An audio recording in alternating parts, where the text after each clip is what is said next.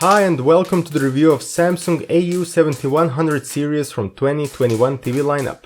This is Samsung's entry-level UHD TV series available in a wide variety of screen sizes, from 43 up to 85 inches. I tested the 55-inch version that was supplied by the Croatian retailer Lynx. AU7100 is the successor to the TU7100 series from 2020. As an early conclusion of this review, it is practically just a repacked TU7000 series that I tested last year, just with a different remote control. You will get the same picture and sound quality, same Smart TV platform, similar connectivity options and the same design. But let's examine it more into detail. The design is very simple, with thin dark grey bezel and 2 feet, all made from plastic. Feet are very easy to install, just push them in the appropriate socket. As an alternative, you can mount the TV on the wall. Basic cable management is implemented in a form of slots in which you can squeeze in the cables and clip them at the back of the stand. Wired connectivity is limited, but for most users it will be sufficient. There are 3 HDMI 2.0 big connectors capable of accepting UHD 4K HDR 60Hz signal, with one of them also supporting eARC. Then there is one USB 2.0 connector, antenna and satellite inputs, Toslink, common interface and 2-pin power socket. Wireless connections include Wi-Fi and Bluetooth, as well as the ability to stream content directly from your Android or Apple smartphone or Windows 10 PC. AU7100 series comes with Samsung's Smart Control infrared remote control made from a minimum of 24% post-consumer recycled plastic. The design of the remote is well known. It's got basic buttons plus those to directly access Netflix, Prime Video and Rakuten TV. It is easy to use. There are no customizable buttons or a built-in microphone. AU7100 series has Tizen OS 6.0 installed. Despite the new version number, it is essentially the same Tizen OS I've seen last year in terms of speed, interface, options and the selection of apps. The resolution of the interface is still Full HD, but I'm sure users will appreciate quick boot time from standby and overall good performance. All the video-on-demand apps I've tried played content smoothly, without stuttering or stability issues. If you want to learn more and see the platform in action, check my separate video review. Coming to picture quality, AU7100 series achieves exactly the same result as last year's TU7000 series.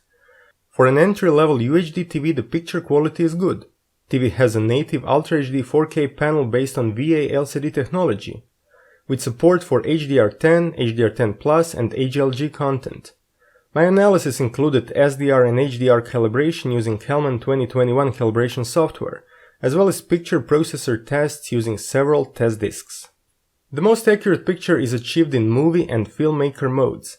Color accuracy is good for SDR content, but for HDR you will probably want to increase the color control a bit to avoid the picture looking washed out.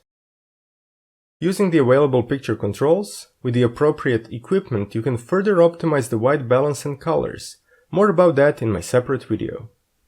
Since TV is using a 60Hz panel, in motion fewer details are visible compared to the static images.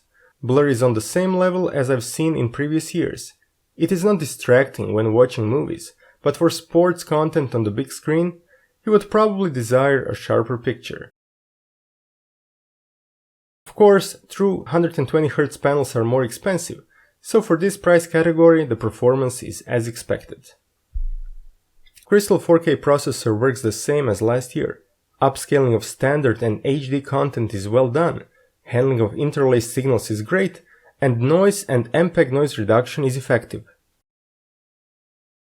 Dirty screen effect was visible but not distracting on my unit. On the other hand, what can be distracting in dark scenes is global dimming. There, backlight is automatically reduced, which leads to loss of details. Unfortunately, again this year there is no way to correct this in the user menu. HDR is very limited since the TV doesn't have the hardware capable of displaying high brightness and wide color gamut. With peak luminance reaching only 260 nits and without local dimming, HDR basically looks like SDR. Related to HDR10 Plus content, it was looking fine on the UHD Blu-ray disc A Beautiful Planet, and totally blown out on the Spears & Mansell UHD benchmark disc. No matter what I tried, I could not improve this. For gamers, I recommend game mode with low input lag of just 17.6 milliseconds. There is also a PC mode if you want full color resolution.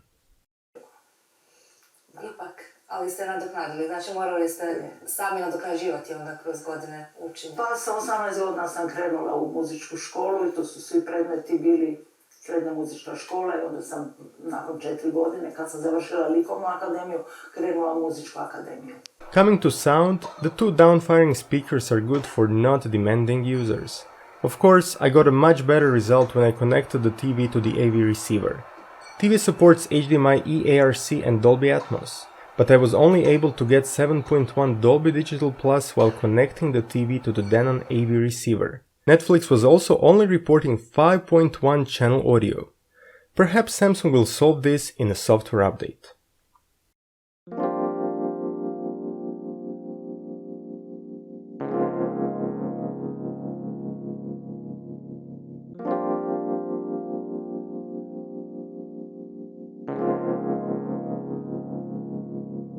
Let's conclude this review.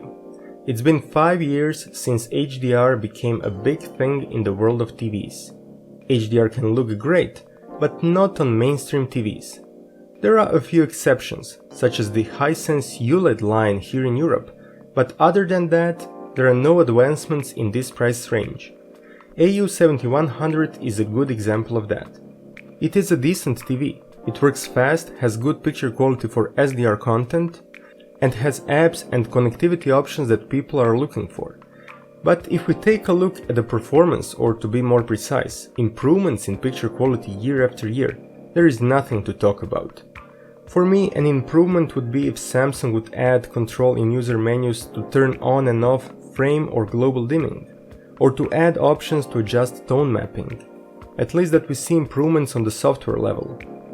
My next TV for testing will be LG's UP7500, which is in the same price category. I'm curious to see if LG has done some improvements this year. Stay tuned for that. Big thanks to the Croatian retailer Links for sending me this TV for testing. You can check out their large selection of products on www.links.hr. Thank you so much for watching, and if you like my content, consider subscribing to my channel for more videos like this. Cheers and see you soon in my next video.